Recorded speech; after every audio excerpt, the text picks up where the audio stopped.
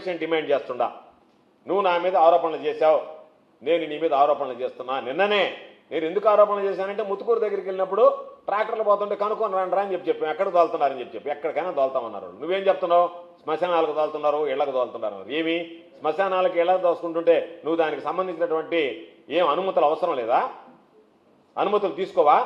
అక్రమంగా తరలిస్తావా? నువ్వు చేసేటువంటి పని ఏంది? 100 ట్రాక్టర్లో 10 ట్రాక్టర్లు శ్మశానానికో ఎక్కడికో ఇళ్లకో పంపించి 90 ట్రాక్టర్లు అమ్ముకుంటున్నావు. వాళ్ళని కనుక్కున్నామంటే వాళ్ళు పోయినమైనా చెప్పారు. ముత్తుకూరులో అయితే 1500, చుట్టుపక్కల గ్రామాలు అయితే 2000, నెల్లూరు లేఅవుట్కి అయితే 4000 లెక్కన తోలుతామని చెప్పారు. అవునా కాదా? జరుగుతుందా లేదా?